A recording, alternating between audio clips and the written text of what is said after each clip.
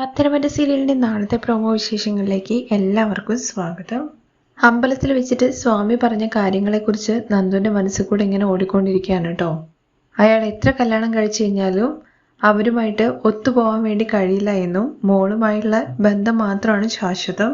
അതുമാത്രമല്ല, മോൾക്കാണെങ്കിൽ ഒരു ദാമ്പത്യ ബന്ധം ഉണ്ടെങ്കിൽ അത് അവന്റെ കൂടെ മാത്രമായിരിക്കും എന്നൊക്കെ പറയുമ്പോൾ മനസ്സിൽ മൊത്തം ഇതാണ്.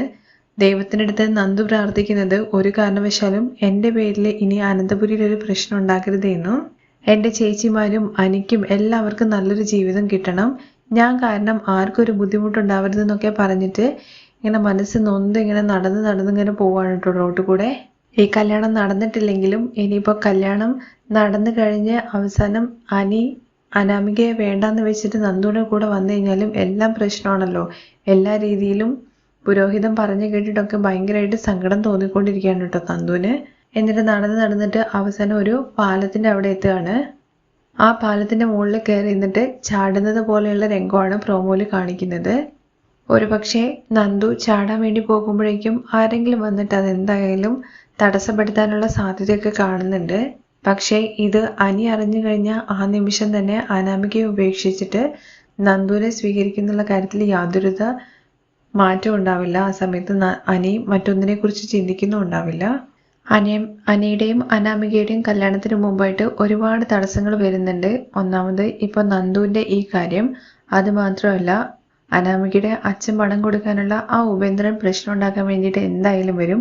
പക്ഷേ ആ പ്രശ്നം മറ്റുള്ളവരറിയാതെ ആദർശും അതുപോലെ നയനയും കൂടി ഒതുക്കുകയാണ് കേട്ടോ ചെയ്യുന്നത്.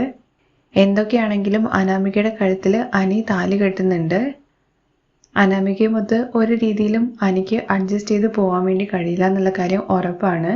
എന്തായാലും ഫസ്റ്റ് ദിവസം തന്നെ അവൾ വലിയ ആളാവാനൊക്കെ വേണ്ടി ശ്രമിക്കുന്നുണ്ട് അനന്തപുരി കയറുമ്പോൾ. കാരണം ഫസ്റ്റ് മരുമകളാണ് തന്നെ എന്നുള്ള രീതിയിലാണല്ലോ ദേവ്യാനിയും എല്ലാവരും കയറ്റാൻ വേണ്ടി ശ്രമിക്കുന്നത്.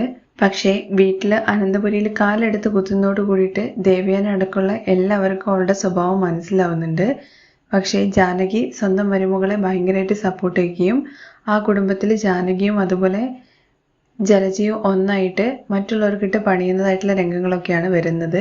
എന്തായാലും ഈ അനാമികയുടെ വരവോട് കൂടിയിട്ട് നയനയും ദേവയാനിയും ഒന്നുകൂടി അടുക്കാനുള്ള രീതിയിലുള്ള കാര്യങ്ങളൊക്കെയാണ് കേട്ടോ വരുന്ന എപ്പിസോഡിൽ കാണാൻ വേണ്ടി സാധിക്കുക. മറ്റൊരു വിശേഷമായിട്ട് നമുക്ക് വീണ്ടും കാണാം.